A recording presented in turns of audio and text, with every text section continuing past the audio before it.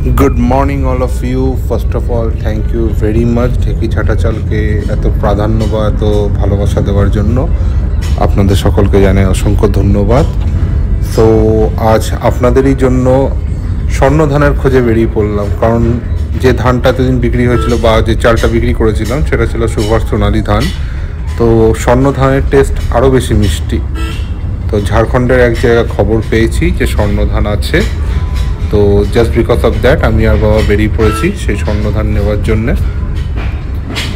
So যারা চিত্তরঞ্জনে থাকেও তারা তো অবশ্যই রাস্তাটা দেখে চিনতেই পারছো, এটা চিলড্রেন্স পার্ক। টুয়ার্ডস চিত্তরঞ্জন স্টেশনের দিকে যাচ্ছি। আফটার দ্যাট ওর দিক হয়ে জামতলা বেরোবো। সো গাইজ, গাড়ি চালাতে চালাতে এতটা ভিডিও করা পসিবল না, আমি পৌঁছে আপনাদের সাথে বাকিটা শেয়ার করছি।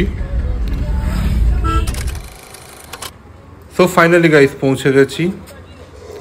বাবা বস্তাগুলো বের করে নিচ্ছে ধান নেবার জন্য।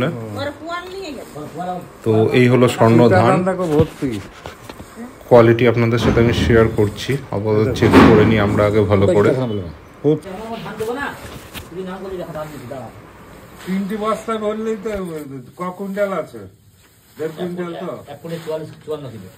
তাহলে তিনটিতে তুমি যদি ভরো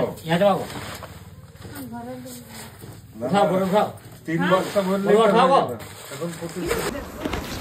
তো গাইস, এইটা হলো কোয়ালিটি স্বর্ণ ধানের। তো আশা করি আরও মিষ্টি চাল আমি আপনাদের কাছে পৌঁছাতে পারবো। তো এইভাবে সবাই সাপোর্ট করবেন। লেখো লেখো।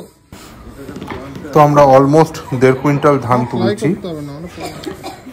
তো এবার বস্তাগুলোকে গাড়িতে চাপাতে হবে। সেই ভিডিও করতে পারবো না, কারণ বস্তা আমাকেই চাপাতে হবে। তো বস্তা চাপানো কমপ্লিট গাইস, এবার বেরোনোর পালা।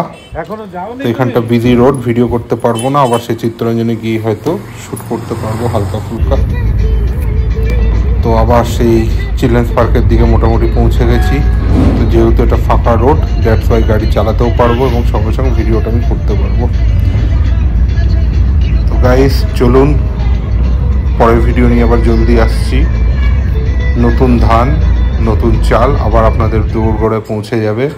জানাবেন এর ফিডব্যাক কীরকম ছিল এবং আগের চালের ফিডব্যাক কীরকম ছিল। যারা যারা এখন অবধি আমার প্রোডাক্ট ইউজ করেছেন তারা অবশ্যই ফিডব্যাক জানাবেন।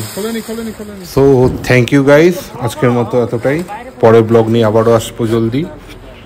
That's all, have a great day to all of you. Thank you.